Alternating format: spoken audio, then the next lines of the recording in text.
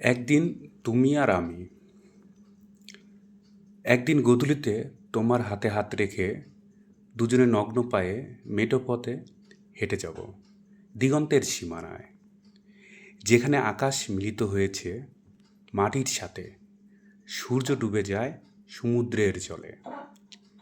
একদিন পাহাড়ি ঢাল বেয়ে উঠব দুজন পাহাড়ের চূড়ায়, যেখানে মেঘ এসে খেলা করবে দুজনের পায়ে।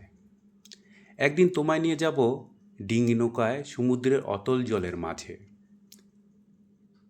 একদিন ঝিরিপথ ধরে হেঁটে যাব বহু দূরের ওই ঝর্ণার তলায়, যেথায় তুমি আর আমি ভিজব ভর দুপুর বেলায়।